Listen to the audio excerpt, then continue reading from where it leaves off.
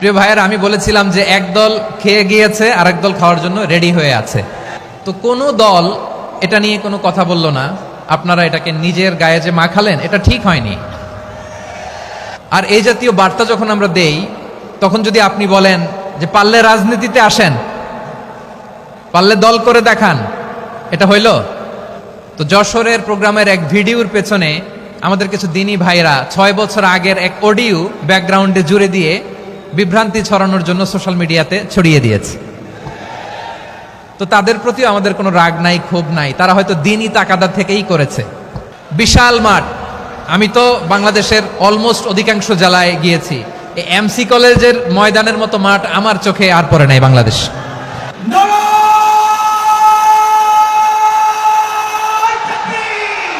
দাওয়াতের ময়দানে আছে মুমিন প্রাণে আল্লামা সাঈদীর উত্তরসূরি।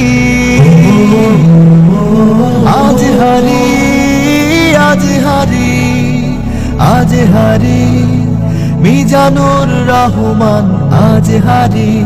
সিলেটের আলিয়া মাদ্রাসার যে ময়দান, সেখানে দীর্ঘ 33 বছর 34 বছর সরাসরি কোরআন থেকে তাফসির করে আপনাদেরকে শুনিয়েছেন এই ভূখণ্ডের তাফসির জগতের কিংবদন্তি শহীদ মরহুম আল্লামা দেলোয়ার হোসেন সাঈদী রাহিমাহুল্লাহ।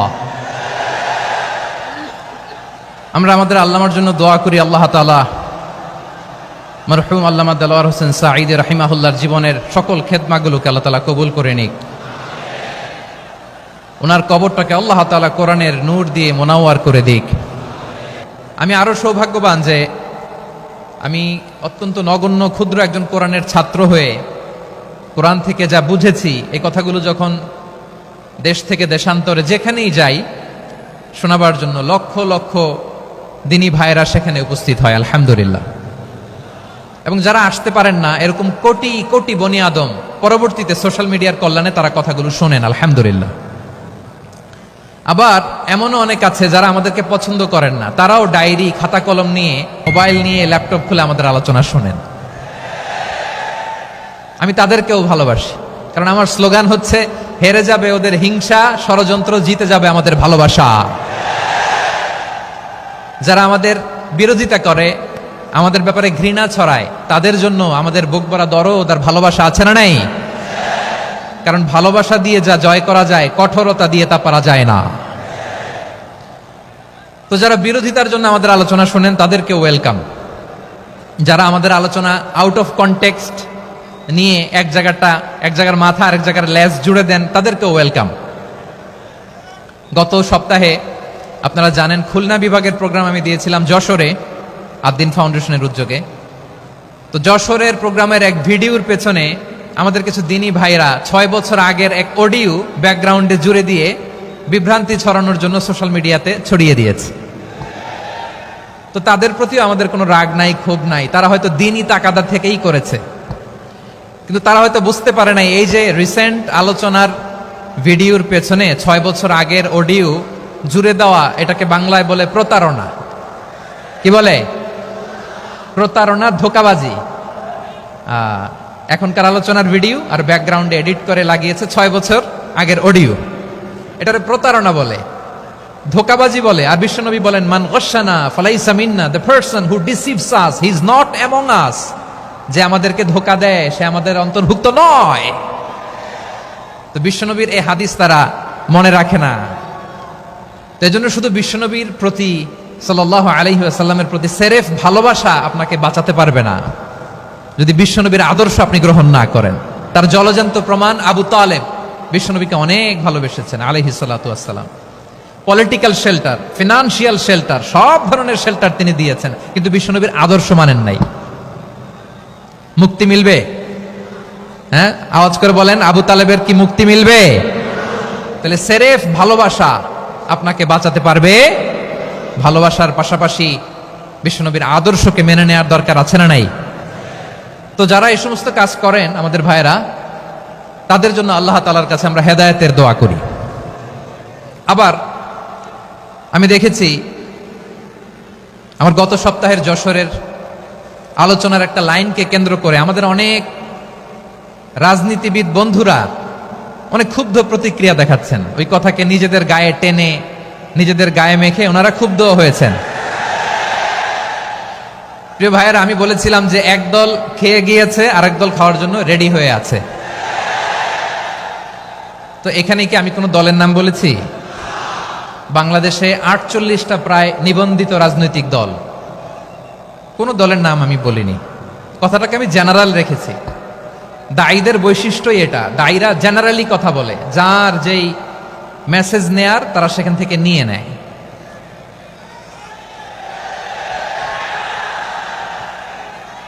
তো কোনো দল এটা নিয়ে কোনো কথা বলল না, আপনারা এটাকে নিজের গায়ে যে মাখালেন, এটা ঠিক হয়নি। আমি বলবো যে এটা খুবই অনভিপ্রেত হয়েছে। কোনো দলকে টার্গেট করে বা কোনো দলের পক্ষে আমরা কখনো কথা বলি না। আমরা কোরআনের পক্ষে কথা বলি, ইসলামের পক্ষে কথা বলি, ঠিক কিনা বলেন?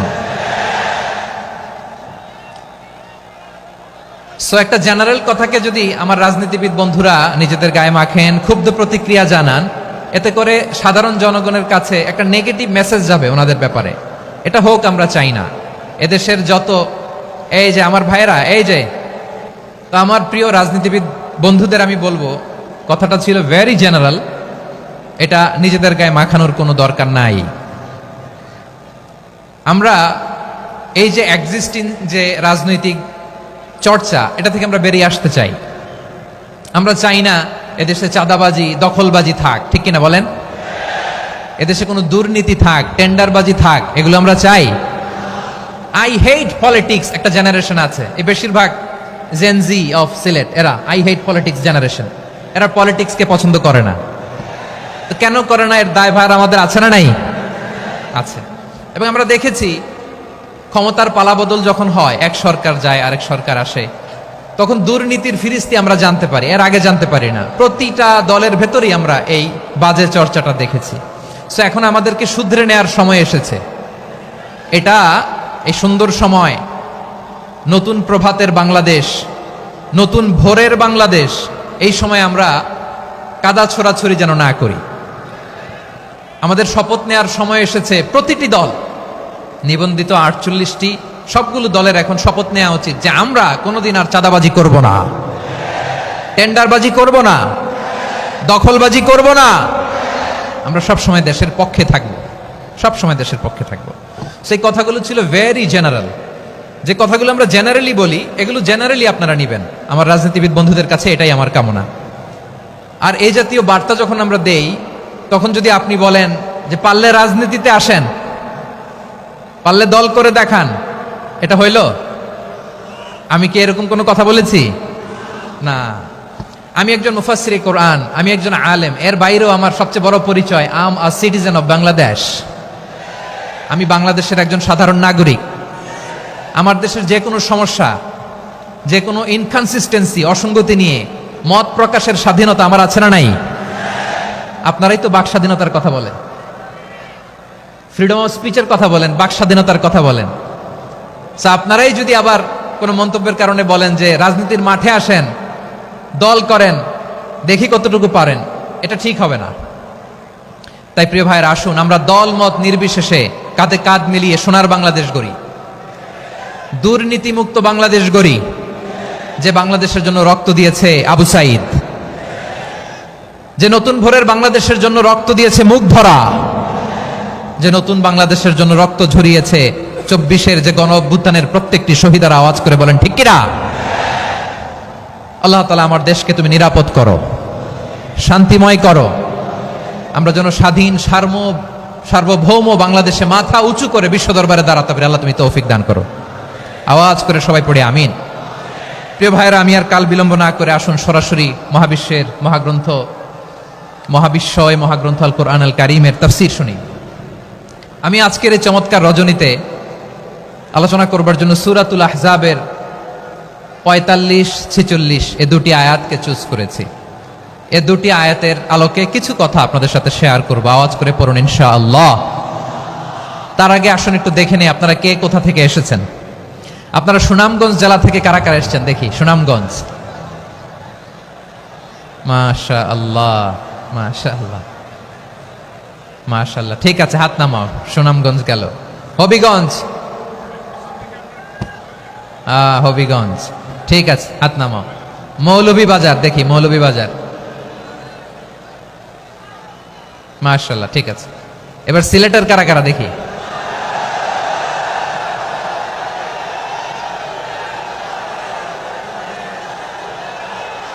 মাশাআল্লাহ, মাশাআল্লাহ। বক্কা বক্কা,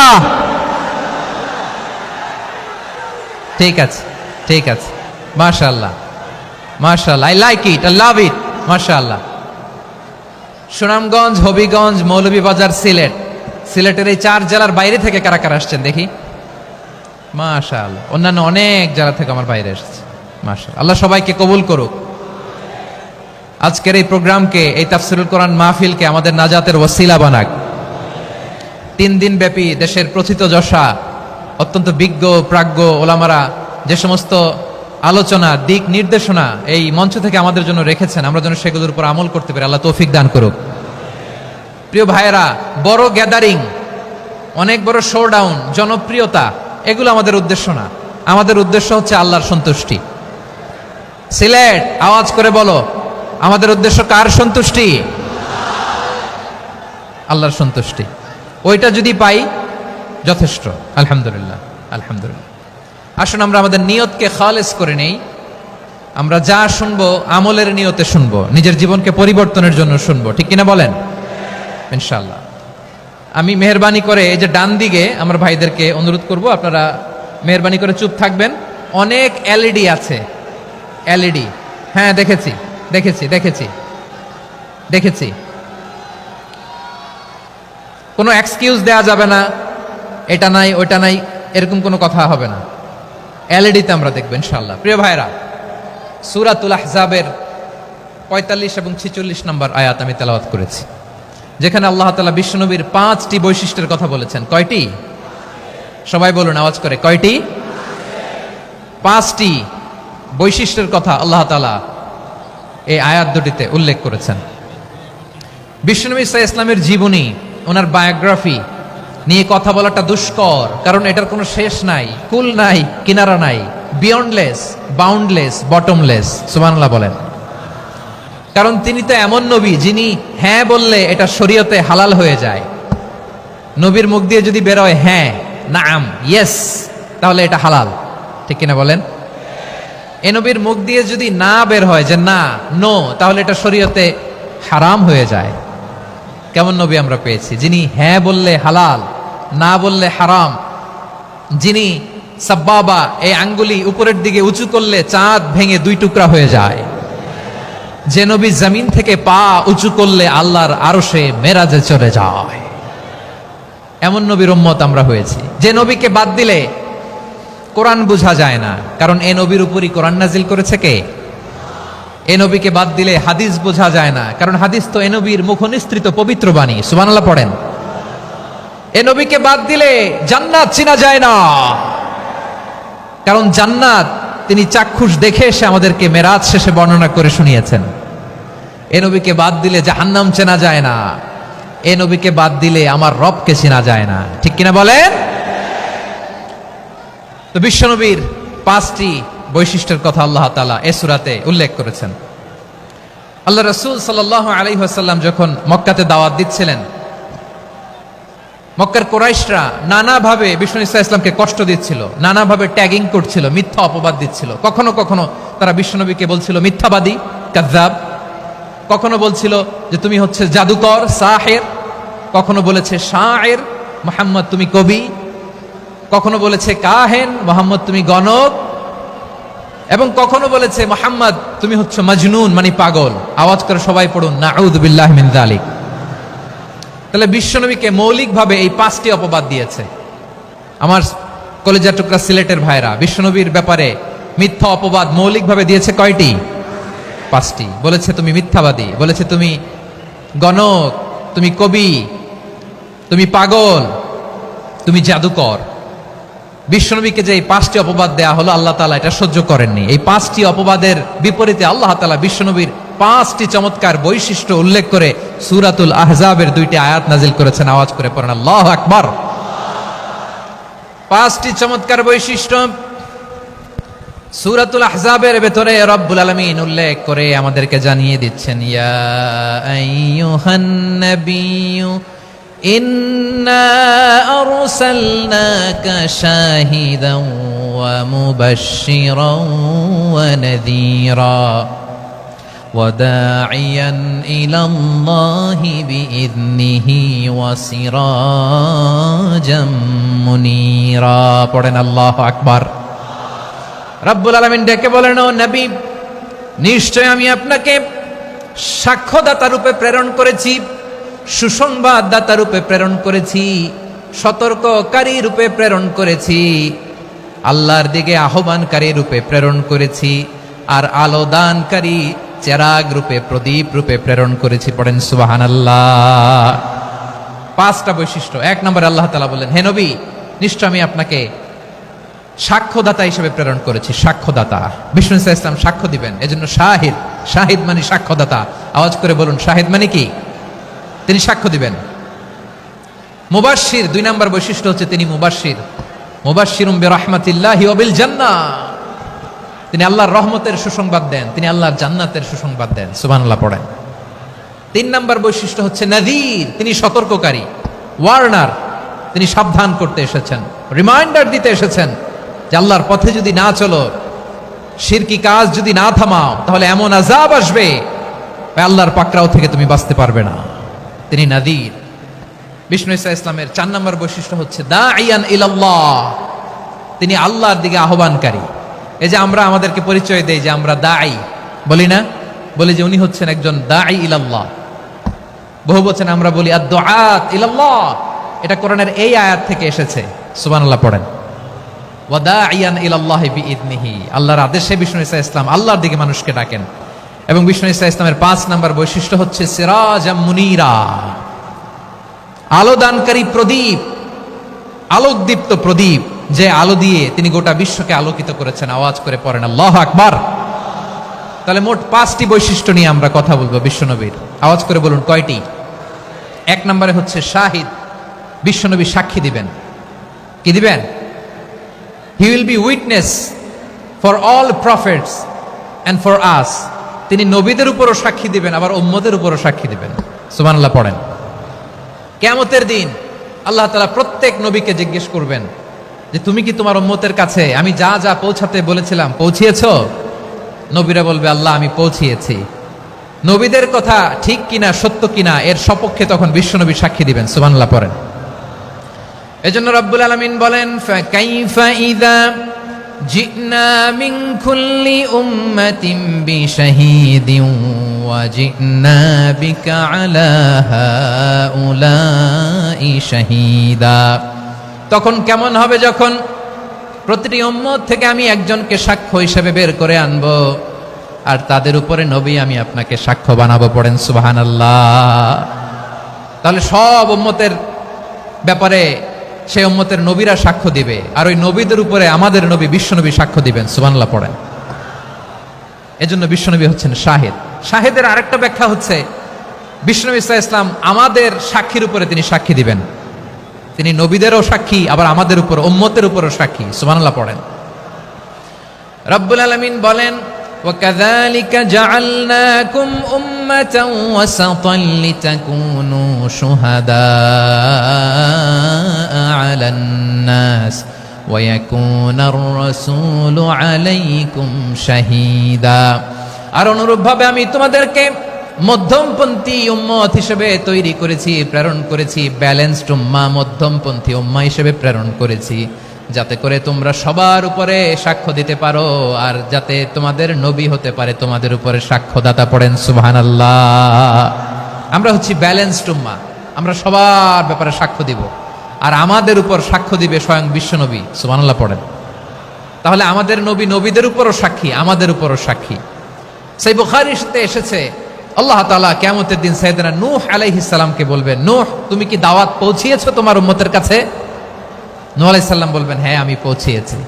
এবার নূহের উম্মতকে আল্লাহ জিজ্ঞেস করবেন, এ নূহের উম্মতেরা, তোমাদের নবী নূহ কি দাওয়াত পৌঁছিয়েছে? নূহের উম্মত বলবে, না আল্লাহ, আমাদের কাছে কোনো সতর্ককারী আসে নাই, কোনো নবী টবি আসে নাই, কোনো দাওয়াতও আমরা পাই নাই, আপনারাও চিনি নাই, জান্নাতও চিনি নাই, জাহান্নামও চিনি নাই। নূহ আলাইহিস সালাম বিপদে পড়ে যাবেন। তখন আল্লাহ বলবেন, নূহ তুমি বললা পৌঁছিয়েছো, তোমার উম্মত বলে কিছু পায় নাই। নূহ তোমার কি কোনো সাক্ষী আছে? তোমার কথা আর তোমার উম্মতের কথা তো মিলে না। তুমি বললা তুমি আমার নির্দেশনা দাওয়াত পৌঁছে দিয়েছো, কিন্তু তোমার উম্মত বলে পায় নাই। নূহ তোমার পক্ষে কোনো সাক্ষী আছে? নূহ আলাইহিস সালাম বলবেন আছে। কে? উম্মতে মুহাম্মাদি। তখন আমরা বলবো আল্লাহ নবী নূহ আলাইহিস সালাম তিনি আপনি যা যা বলেছেন ঠিক তা তার উম্মতের কাছে পৌঁছে দিয়েছে। এবার নূহের উম্মতের সাথে আমাদের ঝগড়া লাগবে। তারা বলবে তোমরা আসছো আমাদের হাজার হাজার বছর পরে, তোমরা কি করে জানলা? তোমাদের সাক্ষী ধর্তব্য হবে না। আমরা তখন বলবো আমাদের কোরআনে তোমাদের নবীর নামে আল্লাহ তাআলা একটা সূরা নাজিল করেছেন, সূরাতে নূহ। আওয়াজ করে পড়েন আল্লাহু আকবার। আমরা বলবো আমাদের কোরআনে তোমাদের নবীর কথা আল্লাহ আমাদেরকে জানিয়েছেন, দিন রাত এক করে তোমাদের কাছে তিনি দাওয়াত পৌঁছেছেন। তোমরা কানের মধ্যে হাত দিয়ে রাখতা, চেহারাটা কাপড় দিয়ে ঢেকে রাখতা, আল্লাহর নবী নূহকে পিটিয়ে ছালা দিয়ে পেঁচিয়ে তোমরা পাহাড়ে তুলে রেখে আসতা। সব আমরা জানি। আমরা যখন বলবো এই কথা, নূহের উম্মত চুপসে যাবে। তখন আমরা সত্য বলেছি কিনা এটা আল্লাহ তাআলা জানতে চাইবে বিশ্বনবীর কাছে। তখন বিশ্বনবী আমাদের পক্ষে সাক্ষী দিবেন। আওয়াজ করে বলেন আল্লাহু আকবার। এজন্য আল্লাহ বলেন, নবী আপনি হচ্ছেন সাক্ষ্যদাতা, সব নবীদের উপর আপনি হবেন সাক্ষী, আবার আপনার উম্মতের সাক্ষীর উপর আপনি হবেন সাক্ষী। তার মানে নবী গো, কিয়ামতের কঠিন ময়দানে আপনি হবেন রাজ সাক্ষী। বিশ্বনবী কি সাক্ষী? আওয়াজ করে বলেন রাজ সাক্ষী, সব সাক্ষীর বড় সাক্ষী। এজন্য বিশ্বনবীকে আল্লাহ তাআলা প্রথম যে বৈশিষ্ট্যটা দিয়েছেন সেটা হচ্ছেন শাহিদ। তিনি সাক্ষ্যদাতা, witness for all messenger of God and for all of us. সুবহানাল্লাহ পড়েন। তাহলে এক নাম্বার বৈশিষ্ট্য বুঝতে পেরেছেন? বুঝতে পেরেছেন সবাই? মাশাআল্লাহ। এদিকে কি ভাই, এই যে জেনজি অফ সিলেট, কি তোমরা বসো না, দাঁড়াও না, যাও না, আসো না, চলে যাবা? এই লক্ষ মানুষ ঠেলে তোমরা যাইতে পারবা? হ্যাঁ,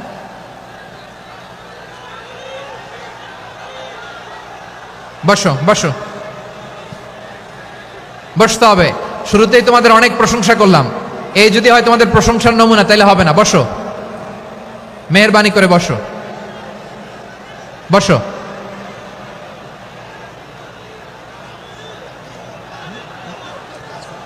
আওয়াজ করে তাকবীর দেন, আওয়াজ করে পড়েন লিল্লাহে তাকবীর। আরো জোরে আওয়াজ করে পড়তে হবে লিল্লাহে তাকবীর, লিল্লাহে তাকবীর। আমার প্রিয় সিলেটবাসী, আমার দিকে তাকান, আমার দিকে তাকান। জি, এরকম গ্যাদারিং হইলে পাবলিক ইভেন্ট বন্ধই করে দিতে হবে আমাদের। আমার দিকে তাকান। তাহলে আল্লাহ তাআলা বিশ্বনবীর 5টি বৈশিষ্ট্যের কথা বলেছেন। একটি বৈশিষ্ট্যের ব্যাপারে আমরা জানলাম, তিনি হচ্ছেন শাহিদ, সাক্ষ্যদাতা, সবার উপরে সাক্ষ্যদাতা। 2 নম্বর বৈশিষ্ট্য হচ্ছে মুবাশশিরা, তিনি সুসংবাদদাতা। সিলেটবাসী আওয়াজ করে আমার সাথে বলো মুবাশশিরা, মানে সুসংবাদদাতা। তিনি আল্লাহর রহমতের সুসংবাদ দেন, তিনি জান্নাতের সুসংবাদ দেন। এই উম্মতের মধ্য থেকে যারা গাফেল, যারা অবাধ্য, যারা সীমালঙ্ঘনকারী, তাদেরকে বিশ্বনবী আল্লাহর রহমতের সুসংবাদ দেন। তিনি বুঝান আল্লাহর দরবার 24/7, 24 ঘন্টা খোলা। আপনি যত বড় পাপী হন, আপনি যতই অন্যায় করেন না কেন, আল্লাহর রহমতের দরিয়া, আল্লাহর রহমতের দরজা আপনার জন্য খোলা আছে না নেই? জায়নামাজটা বিছিয়ে দেন, চোখের পানি ছেড়ে দেন, 2 রাকাত নামাজ পড়ে সেজদায় লুটিয়ে পড়ে কাঁদেন। যত গুনাহ আপনার হোক না কেন, আপনার গুনাহ মাফ করে কবুল করে নিবে কে? যারা প্র্যাকটিসিং, যারা ইমানদার, তাদেরকে বিশ্বনবী জান্নাতের সুসংবাদ দেন। আওয়াজ করে পড়েন সুবহানাল্লাহ।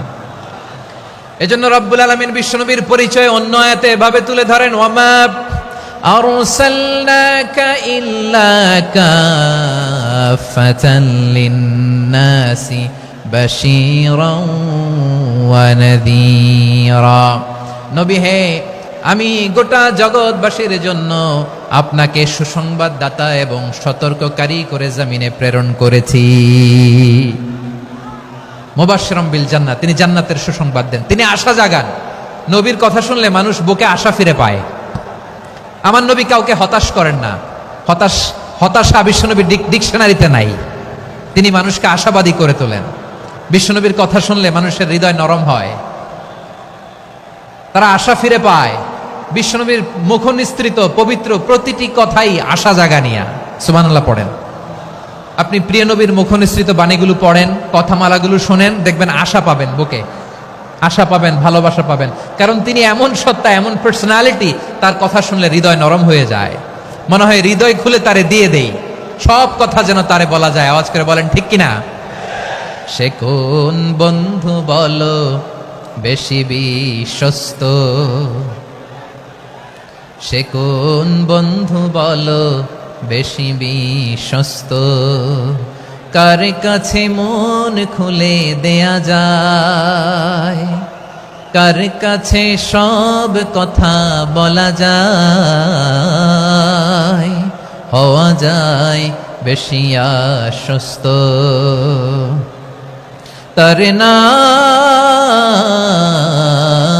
আহমদ, বড় বিশ্বস্ত। সে কোন বন্ধু বলো বেশি বিশ্বস্ত, কার কাছে মন খুলে দেয়া যায়, কার কাছে সব কথা বলা যায়, হওয়া যায় বেশি আশ্বস্ত। তার নাম আহমদ, বেশি বিশ্বস্ত। যে জন কখনো ব্যথা দিতে জানে না, যে জনকে বলি মুছে দেহি বেদনা, যে জন কখনো ব্যথা দিতে জানে না, যে জনকে বলি মুছে দেহি বেদনা, হৃদয়ের হাহাকার কবুল করে নিতে আর কারে বুক এত প্রশস্ত। তার নাম আহমদ, বেশি বিশ্বস্ত। এই সিলেট, এই এখানে কি কি সমস্যা? এখানে কি সমস্যা? এই যে জেনজি, এই যে লুক এট মি, এখানে তাকাও, আমার সাথে কথা বলো, ডিল উইথ মি। তোমরা ওদিকে তাকাচ্ছ কেন? ওইদিকে উত্তেজিত হচ্ছ কেন? আমার দিকে তাকাও। আমি তো তোমাদের মেহমান হয়ে এসেছি। হ্যাঁ, ইউ আর দ্য হোস্ট। তোমরা আজকের প্রোগ্রামের হোস্ট, আমি তোমাদের গেস্ট। এইরকম নমুনা করলে হবে? এই যে লক্ষ লক্ষ মানুষ বসে আছে, জায়গা পায়নি, লক্ষ লক্ষ জেনজি দাঁড়িয়ে আছে, কই এরকম তো করে না? হ্যাঁ, বসো বসো, মেহরবানি করে বসো বসো, আল্লাহর ওয়াস্তে বসো বসো। হ্যাঁ, আমার দিকে তাকাও, বসো। আর আর অল্প কয়েক মিনিট, শেষ করে দিব আমি। এদিকে তাকাও, এইদিকে। হ্যাঁ, মাশাআল্লাহ, হ্যাঁ ঠিক হয়ে গেছে, মাশাআল্লাহ, হ্যাঁ ঠিক আছে ঠিক আছে। আরেকজনকে বসুন থামুন বলার দরকার নেই, নিজে নিজে বসে যাও। এতক্ষণ তো খুব শান্ত ছিলা, ভদ্র ছিলা, মাশাআল্লাহ, ঠিক আছে। হ্যাঁ, কেউ কারো দিকে কিছু ছুঁড়ে মারা যাবে না, পানির বোতল, টিস্যু ছুঁড়ে মারা যাবে না, হয়েছে? ঠিক আছে ঠিক আছে।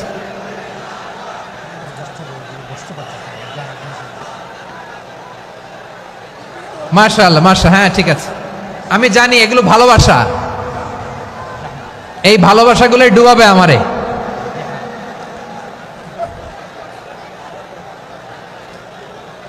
তোমাদের এই ভালোবাসার জন্য যদি আমি কথাই বলতে না পারি, দুইটা বাক্য যদি আমি শোনাতে না পারি, কোথাও বসতে না পারি, দাঁড়াতে না পারি, তাহলে এই ভালোবাসা দিয়ে কিছু হবে? হ্যাঁ, তোমাদের শুরুতেই তো বললাম রেসপন্সিবল হইতে হবে। এখানে নিঝুম নিস্তব্ধ একটা পরিবেশ লাগবে কথা বলবার জন্য। মাশাআল্লাহ, তো ঠান্ডা হয়ে গেছে। হ্যাঁ, বিশাল মাঠ। আমি তো বাংলাদেশের অলমোস্ট অধিকাংশ জেলায় গিয়েছি, এমসি কলেজের ময়দানের মতো মাঠ আমার চোখে আর পড়ে নাই বাংলাদেশ। এত বড় ময়দান, এই পুরো ময়দানে লাইটিং করে ওনারা ব্যবস্থাপনা করেছেন, এলইডি স্ক্রিন দিয়েছেন যাতে করে দূর দূরান্ত থেকে দেখা যায়। এখন আমাকে সবাই যদি কাছে থেকে দেখতে চাও, কাছে থেকে দেখে দেখে লক্ষ লক্ষ মানুষ, 5 লাখ 10 লাখ লোক কি কাছে বসে দেখতে পারবে? তো এতটুকু স্যাক্রিফাইস তো করতে হবে তোমাদের। হ্যাঁ, ঠান্ডা হয়েছে, ঠিক আছে, মাশাআল্লাহ। হ্যাঁ, এই কয়েকজন শুধু, হ্যাঁ বসে যাও। আল্লাহর ওয়াস্তে আমি সবাইকে দেখতে পাচ্ছি, আল্লাহর ওয়াস্তে মেহেরবানি করে চুপ থাকো। প্রিয় ভাইরা, বিশ্বনবী তিনি মানুষের হৃদয়ে আশা জাগান। আমরা মানুষকে ভয় দেখাই, ঠিক কিনা? আমরা ইসলামকে এমন কঠিনভাবে উপস্থাপন করি, মানুষ ভয় পেয়ে যায়। বিশ্বনবী মানুষকে ভয় দেখাতেন না, তিনি আশা দিতেন, ভরসা দিতেন। কানা রাসূলুল্লাহ সাল্লাল্লাহু আলাইহি ওয়াসাল্লাম ইযা বাআসা আহাদান মিন আসহাবিহি ফি আমরিহি কানা ইয়াকুল বাশশিরু ওয়ালা তুনাফিরু ইয়াসসিরু ওয়ালা তুআসসিরু।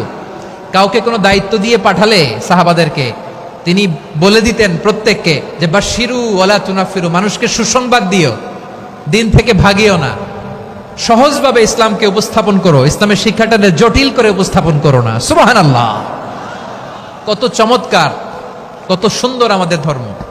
তিনি বলেছেন সহজ করো, কঠিন করো না, সুসংবাদ দাও, মানুষকে দিন থেকে ভাগিও না। সুবহানাল্লাহ বলেন। তাহলে বিশ্বনবী মানুষকে জান্নাতের সুসংবাদ দিয়েছেন। He was the bearer of glad tidings, জান্নাতের সুসংবাদদাতা।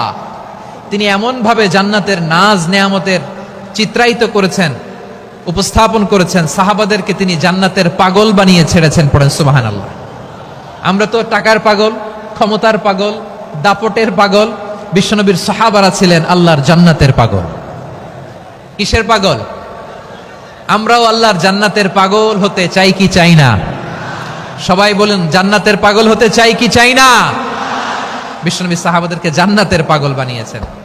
বদরের ময়দানে এই পাশে কোরাইশ, এই পাশে মুসলমানেরা। বিশ্বনবী জালামাই ভাষণ দিলেন, বললেন কুমু ইলা জান্নাতিন আরদুহাস সামাওয়াতি ওয়াল আরদ উইদ্দাত লিল মুত্তাকিন। ও আমার সাহাবারা, ওই জান্নাতের দিকে ছোট, যেই জান্নাত আকাশ জমিন বিস্তৃত। তোমরা দেখতে পাচ্ছ এটা বদরের ময়দান না, এটা আল্লাহর জান্নাত। আওয়াজ করে পড়েন আল্লাহু আকবার। বিশ্বনবী বললেন ছোট ওই জান্নাতের দিকে, যে জান্নাতের বিস্তৃতি আকাশ জমিন বিস্তৃত। বিশ্বনবীর এই কথা শোনার পরে এক আনসারী সাহাবী সাইয়েদনা উমাইর ইবনুল হুমাম রাদিয়াল্লাহু তাআলা আনহু খেজুর খাচ্ছিলেন। তিনি বিশ্বনবীর দিকে তাকিয়ে কথা শুনছেন আর খেজুর খাচ্ছেন। যখন বিশ্বনবী বললেন জান্নাতের দিকে ছোট, যে জান্নাত আকাশ জমিন বিস্তৃত, বিশ্বনবীর কথা শোনা মাত্র সাইয়েদনা উমাইর ইবনুল হুমাম বললেন বাহ বাহ। কি বললেন? বাহ বাহ, মানে চমৎকার, মাশাআল্লাহ, চমৎকার। আমরা ইদানিং কালে চমৎকার কিছু দেখলে ইংরেজিতে বলে ফেলি না, ওয়াও ওয়াও, বাহ বাহ, মাশাআল্লাহ। বিশ্বনবী বললেন মা ইয়াহমিলুকা আলা কওলিকা বাহ বাহ ইয়া উমাইর। ও উমাইর, আমার এই কথা শুনে তুমি কেন বললা বাহ বাহ, চমৎকার চমৎকার কেন বললা? সাইয়েদনা উমাইর ইবনে হুমাম রাদিয়াল্লাহু তাআলা আনহু বললেন, ইয়া রাসূলুল্লাহ, আপনার এই কথা শুনে আমি বড্ড খুশি হয়েছি, আর আমি প্রত্যাশা করছি আমি যদি ওই জান্নাতের মালিক হতে পারি তাহলে কতই না ভালো হতো। সুবহানাল্লাহ বলেন। বিশ্বনবী বললেন ছোট ওই জান্নাতের দিকে, যে জান্নাত আকাশ জমিন বিস্তৃত। আপনার এই চমৎকার মুখনিসৃত কথা শুনে আমার হৃদয়ের মধ্যে জান্নাতি হওয়ার বাসনা জেগে উঠলো, এজন্য বলেছি বাহ বাহ, আমি যদি ওই জান্নাতে যেতে পারতাম কতই না ভালো হতো। উমাইরের কথা শুনে বিশ্বনবী বললেন ঠিক আছে উমাইর, জান্নাতে ঢোকার জন্যই, জান্নাতের অধিবাসী হওয়ার জন্য যেহেতু তোমার এত আকাঙ্ক্ষা, আমি বলে দিলাম আনতা মিন আহলিহা, তুমি আল্লাহর ওই জান্নাতের অধিবাসী হবা। যাও উমাইর, তুমি ওই জান্নাতের অধিবাসী, ওই জান্নাতে তুমি ঢুকবা, তুমি জান্নাতি। তার মানে সহজ কথায় তুমি জান্নাতি। সুবহানাল্লাহ বলেন। যখনই বিশ্বনবী বললেন জান্নাতি, সাইয়েদনা উমাইর রাদিয়াল্লাহু তাআলা আনহু খেজুর খাচ্ছিলেন আর মনে মনে ভাবে, বিশ্বনবী যখন ওয়ারেন্টি দিয়েছে, বিশ্বনবী যখন গ্যারান্টি দিয়েছে আমি জান্নাতে যাব, তাহলে হাতে তো এখনো 3টা খেজুর বাকি। এই 3টা খেজুর যদি খাই তাহলে জান্নাতে ঢুকতে দেরি হয়ে যাবে। সুবহানাল্লাহ পড়েন। হাতে কয়টা খেজুর? 3টা খেজুর। বিশ্বনবী বললেন উমাইর আনতা মিন আহলিহা, তুমি ওই জান্নাতের অধিবাসী, তুমি জান্নাতি।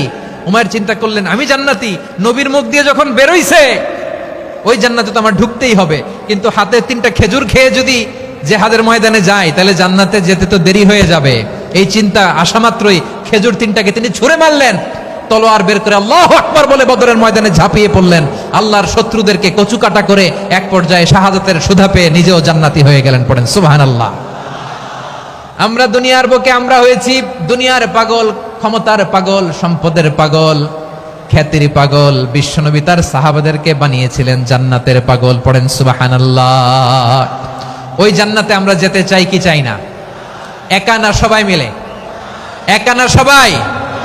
জান্নাতে একা আমি যাব না তো ভাই, তোমাকেও জান্নাতে দলে নিতে চাই। সবাই বলেন, জান্নাতে একা আমি যাব না তো ভাই, তোমাকেও জান্নাতে দলে নিতে চাই। পড়েন আমিন।